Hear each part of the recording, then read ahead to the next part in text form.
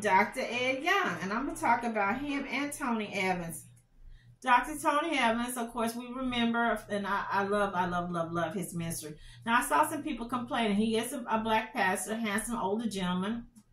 Wife passed away a few years ago, and he married a new lady. And I saw people saying, pretty much like they were saying about Johnny Lamb, well, you know, at least he didn't marry right away. He waited a while. And then some people were saying, allegedly, well, didn't he know this lady? Wasn't he friends with her husband? Blah, blah, blah. So he married his wife a few years after his wife passed. I see he didn't recently step down. All these people allegedly stepping down, but I still see them on TBN. I still see Tony Evans, and I still see Dr. Pastor Ed Young on TV.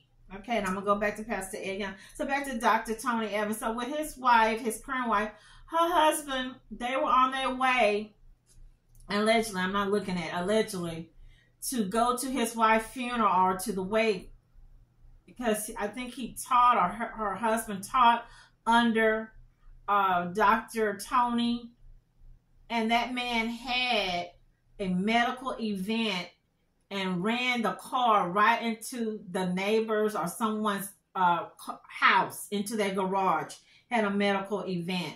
So I think that's what got them bonded.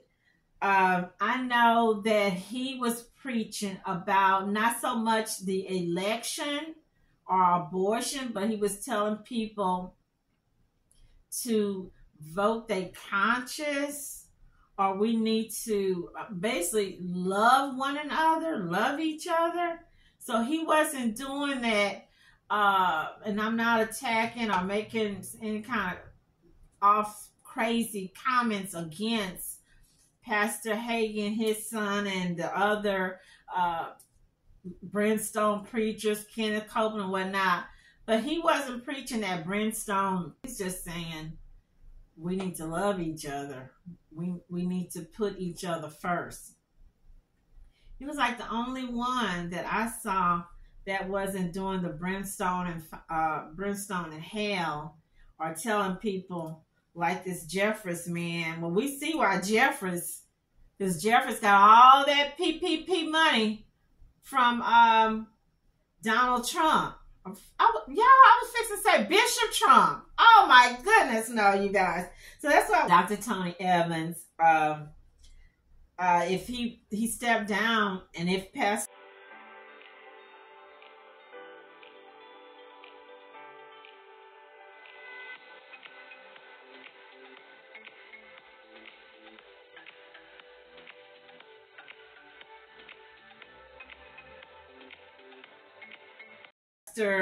Dr. Ed Young stepped down, you wouldn't know it because I still see them on TV on a regular basis. I was seeing Pastor Robert Shook on TV. I know he stepped down since he stepped down because allegedly, I don't know, we can say allegedly, the woman claiming or accusing him that he did something to her. He molested her way back in the day.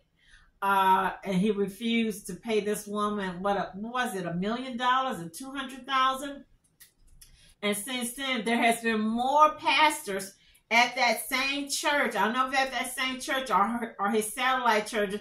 They had to step down. I think it's like 4 or 5 at this Gateway Church. They had to step down.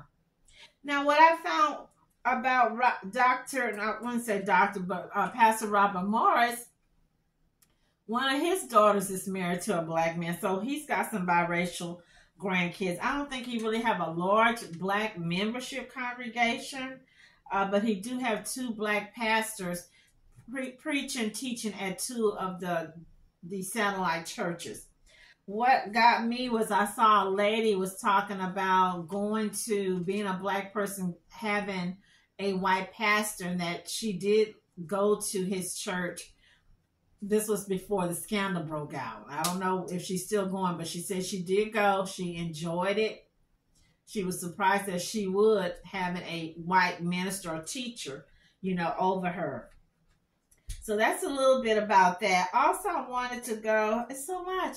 Kenneth Copeland. I can't start talking about Kenneth Copeland. Yes, he got a lot of PPP.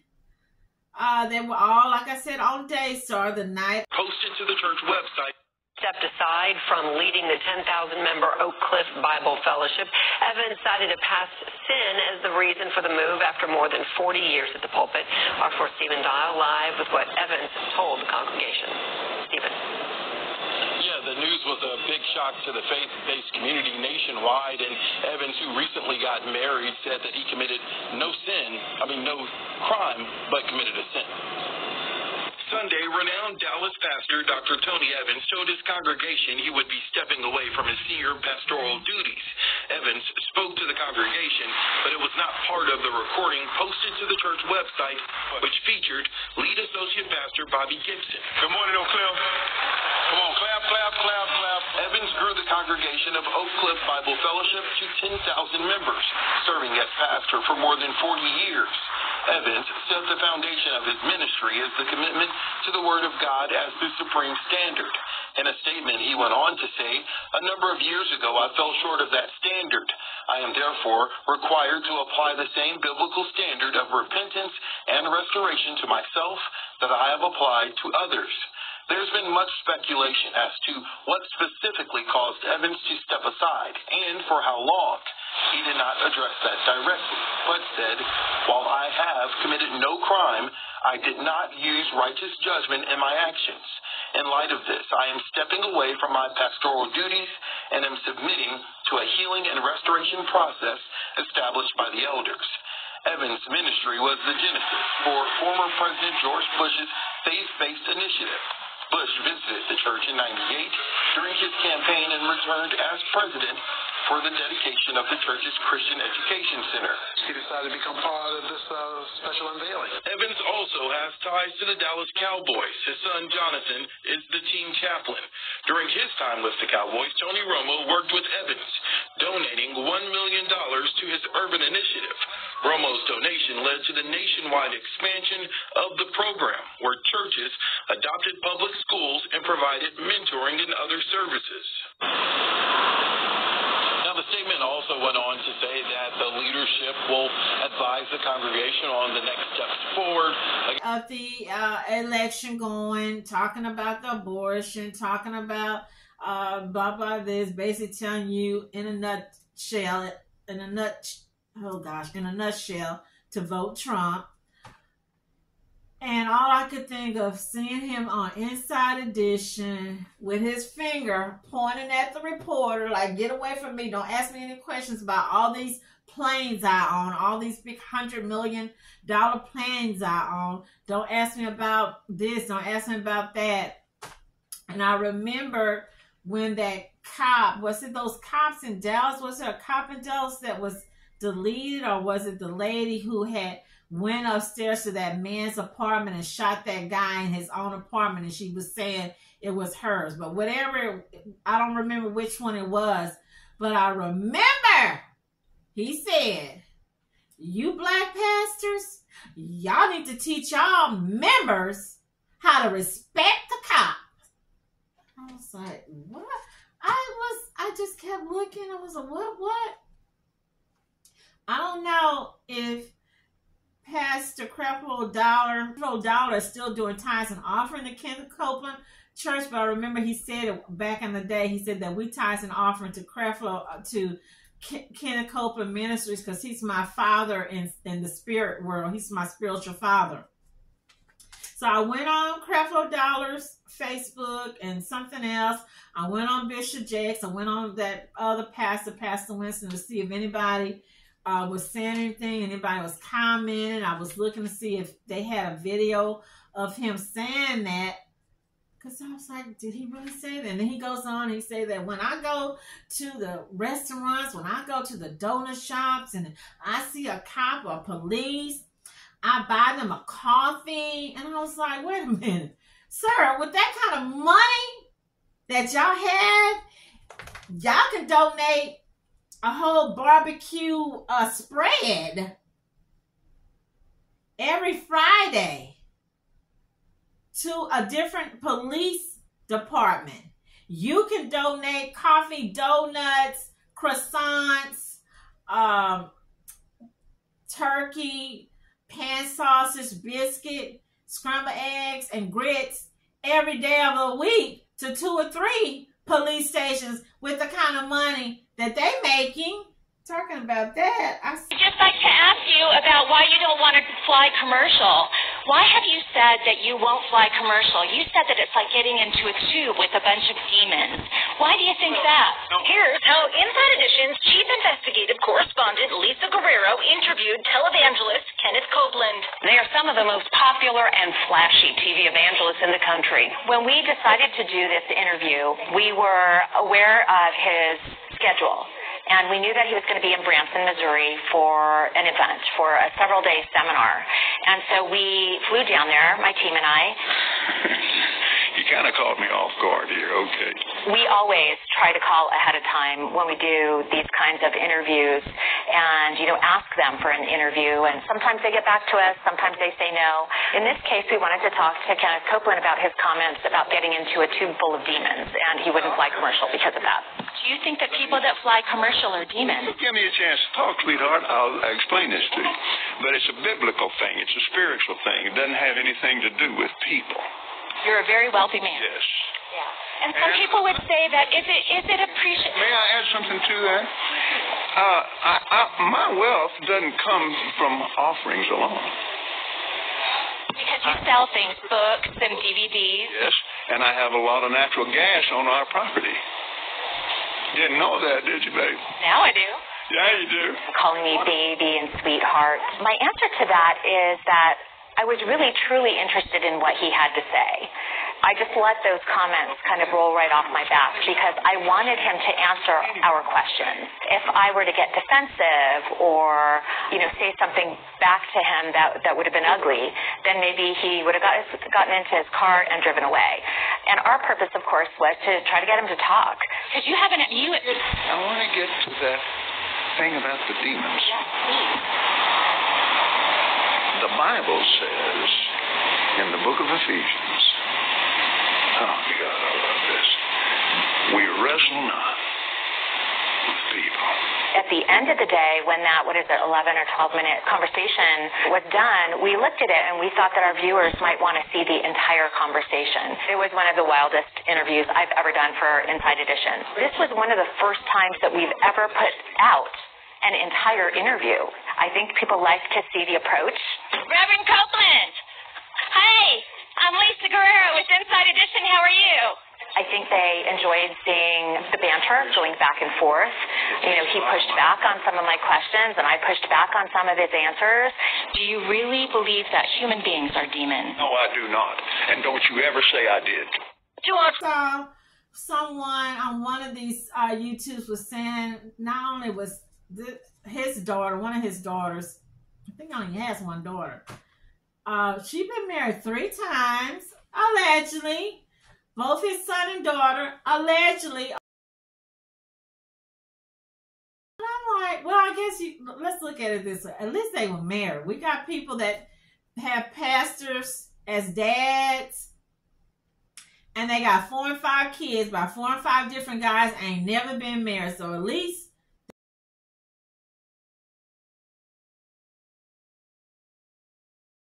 they did marry their men or their lovers. Okay, moving on away from Rich. I think he is the richest pastor in Texas. Let me make sure. Kenneth Copeland has amassed wealth, $750 million in 2021. As of 2024, Copeland's net worth was estimated to be $300 million. I think it's more than that. They just said $750 million. That's a lot of money. Elizabeth is with us in Texas. Hey, Elizabeth, how are you? I'm doing good. How are you today? Better than I deserve. What's up? So I'm looking for some advice to talk to my church leadership about not getting the Paycheck Protection Program loan to turn into a grant. Okay. Well, what type of church is this? Southern Baptist. Okay. All right. Well, I'm going to be doing a video to send out to churches early next week on this subject because I'm telling small businesses not to do it because it's a loan and it's the SBA. They're slow. the forgiveness is likely to be changed. It's triple don't do it for churches. And here's why. You just let the federal government into the management of your organization.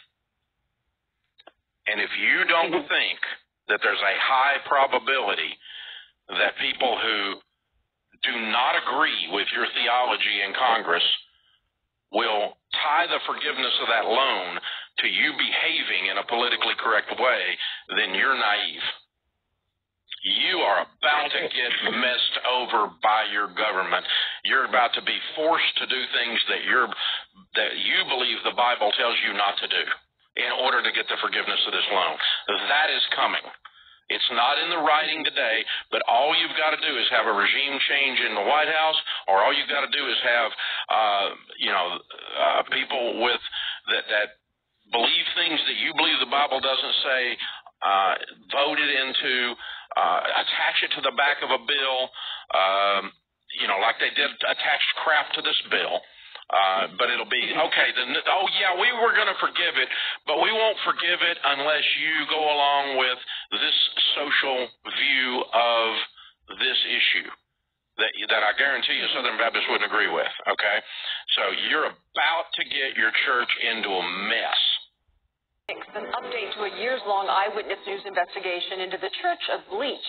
The family behind a bogus church that peddled a toxic bleach as a miracle cure here in Southern California and around the world was convicted today on federal fraud charges in Miami. 1, 2, 3. As they say in Spanish, uno, dos, tres. In happier times, Archbishop Mark Brennan swigged his so-called miracle cure out of a wine glass. You've heard of 50 Shades of Grey? This 50 Shades is a mess, let me tell you. Today, Brennan and his 3 adult sons are facing years in prison, just convicted on federal fraud charges for marketing this poisonous bleach concoction known as MMS as a cure for 95% of the world's diseases. And I started curing diabetes, AIDS, cancer, elephantitis, dengue. Eyewitness News has been investigating the Brennan family since 2016 when we went undercover to this seminar on MMS in Costa Mesa. Lung cancer, he wrote me, he said, I coughed up a tumor. The doctor was just flabbergasted. The tumor's gone. In federal court this week, prosecutors called the Brennans con men and snake oil salesmen who used their fake church to sell MMS as a religious sacrament. Mark Brennan has freely admitted their Genesis 2 Church of Healing to avoid arrest. So I said, let's call it the Genesis 2 Church. And we said, you got to do this, folks, or you're going to go to jail. You can't arrest us from doing one of our sacraments. But the Brennans were arrested in 2020 as the pandemic swept across the world, and the family falsely promoted MMS as a cure to the coronavirus. The coronavirus is curable. Do you believe it? You better. 2 of the Brennan sons were arrested after a raid on the family's Florida property where federal agents seized thousands of bottles of MMS. Then Mark Brennan and a 3rd son, Joseph, had fled the country but were extradited last year. The Miami jury watched Mark Brennan claim MMS had cured this woman of lung cancer. Here's the testimony. She had lung cancer. I did the MMS, then I did the inhalation, and enema of the douche. Members of the jury stifled laughter at times, but visibly recoiled when they passed around and smelled bottles of MMS that had been shipped to the undercover federal agent. So just imagine what it tasted like. I don't taste anything at all. It's corn dust. Do you? No, it's smooth. It's very smooth. The Brennans acted as their own attorneys at trial, but then refused to participate and remained silent for the 2-day court trial. The jury deliberated for about 5 minutes before returning the guilty verdicts late this Word is his will. When the pandemic hit, Canadian Joshua Edwards asked the U.S. government to help his family's ministry stay afloat. He said they needed $6 million to keep paying more than 450 employees, according to court records, with the operation run out of this Florida office building. The government approved the PPP loan, even adding another $2 million, making it 8 in total. But here's the problem. The only employees were the Edwards family, 4 of them, and Canadian records show the ministry's monthly income was just $5,500. The application was a total fabrication, signed off by an 88-year-old accountant in Canada suffering from dementia, as per court documents. Warren Smith is the president of Ministry Watch, an evangelical watchdog. So how didn't it flip a switch somewhere in the government when they saw this application? Well, it should have. This would have been easy. If you just did a couple of Google searches on this, the bank would have known that there was nothing there. This money was supposed to go to businesses that were keeping people employed. And here you have this ministry taking advantage of that, allegedly. Yeah. Well, this kind of fraud is just absolutely reprehensible because there was a limit to those funds. Instead of funding a ministry set up to help the poor, the family put a down payment on this $3 million house in a gated community, blocks from Disney World. Within months, federal agents started asking questions. It was September 2020, and Secret Service agents came to this home where the Edwards family was living. They wanted to know what they were doing with millions of dollars in taxpayer money, but when they got here, no one was home, the cars were gone, and the house was cleared out. The Secret Service quickly asked Florida Highway Patrol to pull them over. Police were waiting on this highway on-ramp for the Edwards as they headed north. When they stopped them, the father said that they were on their way to a conference in Texas, but he couldn't provide any details. And according to the authorities, in the back seat, there was a paper shredder the family bought the week before and garbage bags filled with shredded documents. Federal agents seized the $8 million and briefly took them into custody for an immigration charge that was later dismissed. The next day, they were let go. And almost 20 months later, no more criminal charges. The Edwards still own their house, so we knocked on the door. No one answered, but neighbors told NBC they still live there. We reached out to the Secret Service, and they said the investigation is ongoing, and they can't provide any more information. Pastor Wes Morgan, and I'm not gossiping, don't get mad at me. I remember him. I wasn't ever familiar with him. I know he's a singer. I know he's an actor. Wasn't he on one of Tyler Perry's plays or something? He's also has a large black congregation. I'm not sure. I saw on this blog, it's a female blog, women of a certain age, black females, and they were talking about him, and I looked him up, and I remember he was married. I think the first wife was Betsy Morgan, that was married like 14 to 18 years, and I see he's married a second time. He got married in 2014 or 2015, divorced Betsy, and then turned around and got married to another lady, a black lady, in let's see here.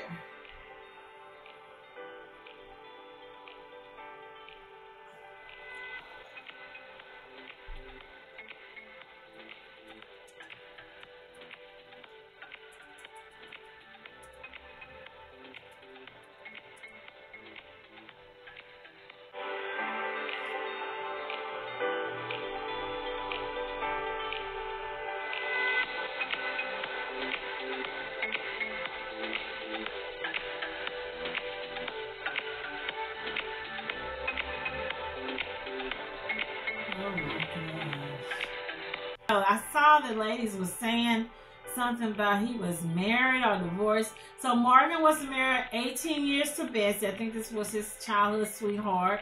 That ended in divorce, middle of 2013.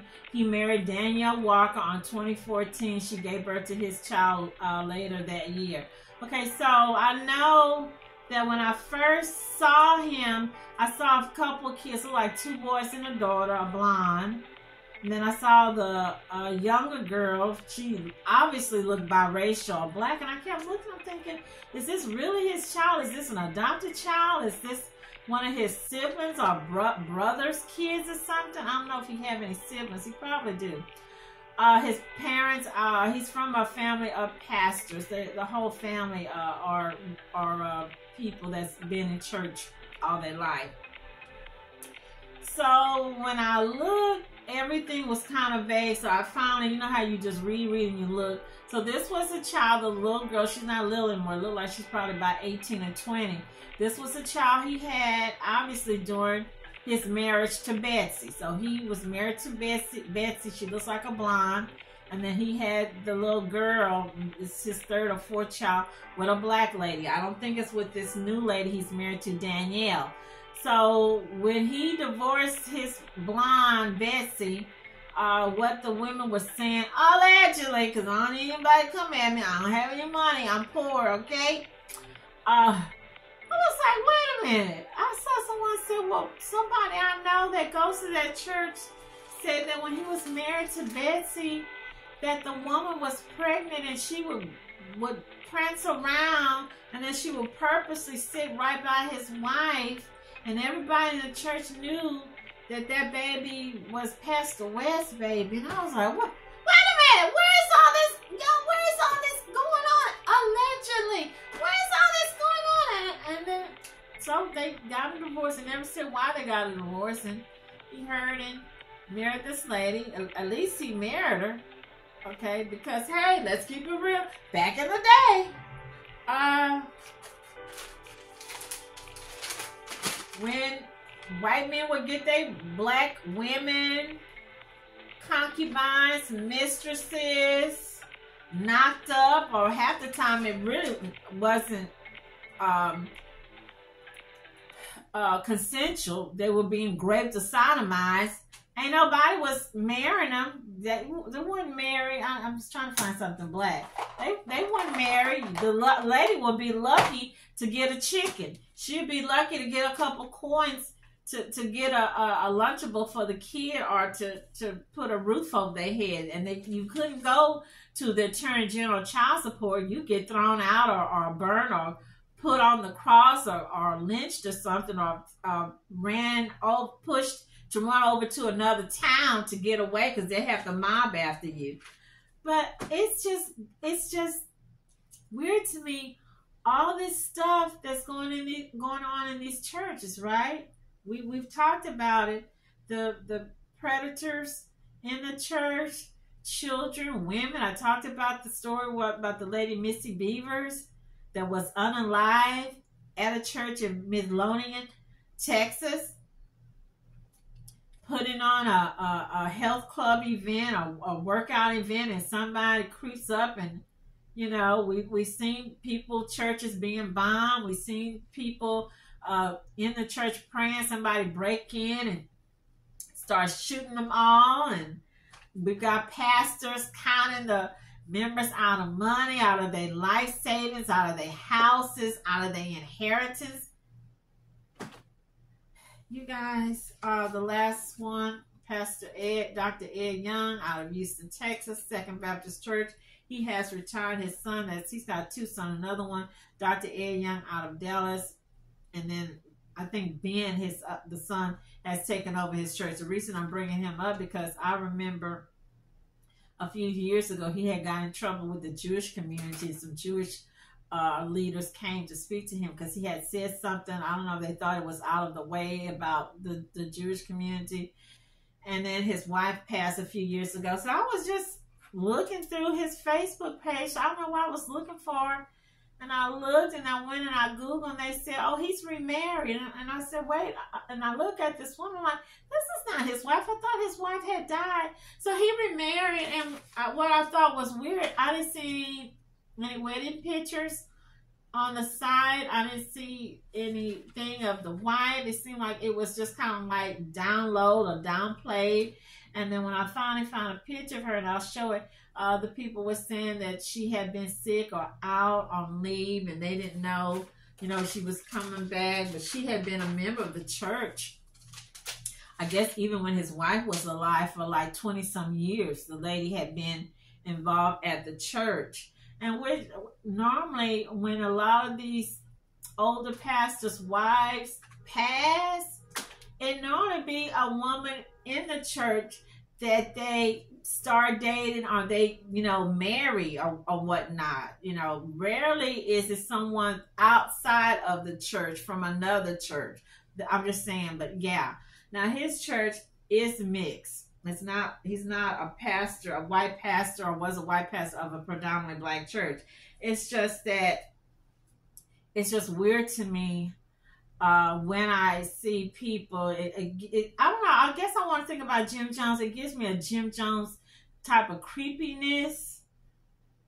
you know, I can't shake that out of my head because I can remember when we were kids and my mom would always talk about that, and she had saved the pictures of the people. And we saw the Jim Jones movie way back in the day when it had came out. I was like, ugh, I don't know, you guys. This is the end of my video. I know I left something out. If I remember, I would, you know how I do, I would click it in, I would piece it in there. You guys leave me your comments. I don't know. I'm going to talk about what church you go to, why you're not going to church. Did you get a PPP loan? Did your pastor get a PPP loan? Did your pastor get forgiven? Are you familiar with any of these churches or these pastors I talked about? Are you in agreement or think that pastors should not be taxed, or they should take that 401c3 or 501c3 from them? Do you agree that a pastor should have a $750 million or $300 million income, have all these mega homes, got all their kids working at the church and stuff with these big incomes? Some of our incomes, I was looking at Joni Lamb's kids' net worth. I don't know how much the father had left them, but when I looked them up, they each had like allegedly a $2 million net worth. So Jonathan, even though he's not out there where we can see him, he ain't hurting. Him and Susie, they not hurting for money. You know, they most likely got way more than what we have.